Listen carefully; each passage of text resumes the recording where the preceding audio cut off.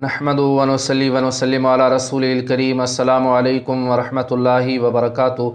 राय इस्लाम में तमाम दोस्तन की खुशामदीद। प्यारा दोस्तों, अज नई मालूमात खणी तव्हांजी खिदमत में हाज़िर थियो आहियां।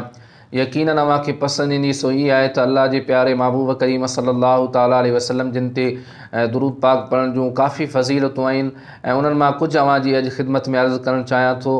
उन खां अॻु में अव्हां सां गुज़ारिश आहे, जेकॾहिं अव्हां असांजो चैनल सब्सक्राइब नाहे कयो त असांजे चैनल खे सब्सक्राइब कयो ऐं गॾोगॾु घंटी जे निशान ते क्लिक कयो ताजो असांजी हर अचण वारी नई मालूमात तव्हां ताईं आसानी सां पहुची सघे।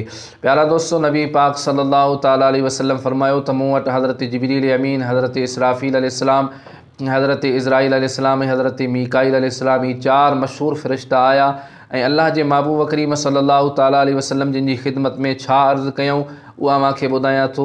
यकीनन अव्हां जॾहिं ॿुधंदा त अव्हांखे हैरत थींदी त दुरूद पाक पढ़ण वारे खे अल्लाह पाक केतिरी नेमतुनि सां मालामाल फ़रमाए थो। यकीनन अल्लाह पाक असां तव्हांखे अहिड़े महबूब करीम सल्लल्लाहु ताला अलैहि वसल्लम जिन जो उम्मती ऐं ग़ुलाम बनायो आहे।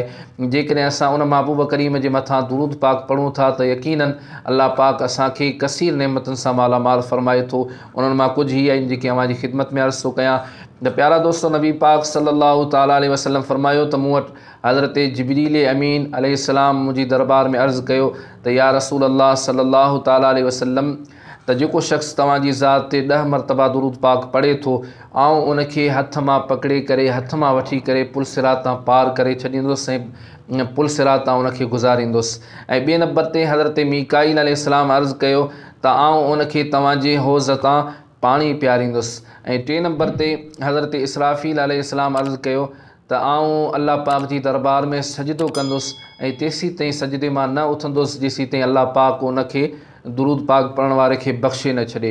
ऐं चौथे नंबर ते हज़रत इज़राइल अलैहिस्सलाम अर्ज़ु कयो त या रसूल अल्लाह आउं उन शख़्स जो रूह ईअं कब्ज़ कंदुसि जीअं मूं अंबिया किराम अलैहिमुस्सलाम जिन जे अरवाहनि खे कब्ज़ कयो। त प्यारा दोस्तों, ही चार मशहूर फ़रिश्ता अल्लाह जे महबूब करीम जी ख़िदमत में आया ऐं उन्हनि अर्ज़ु कयो, चइनी मुख़्तलिफ़ अर्ज़ु कया ऐं मुख़्तलिफ़ दुरूद पाक पढ़ण वारे जे लाइ ख़ुशख़बरियूं ॿुधायूं त अल्लाह पाक असां तव्हां सभिनी खे दुरूद पाक पढ़ण जी सआदत ऐं तौफ़ीक़ नसीब फ़रमाए। अल्लाह पाक असां तव्हां सभिनी खे अमल जी तौफ़ीक़ अता फ़रमाए। ही हुई अॼु जी मालूमात। वरी नई मालूमात में तव्हांजी ख़िदमत में हाज़िर थींदुसि। तेसीं ताईं इजाज़त ॾींदा। अल्लाह हाफ़िज़।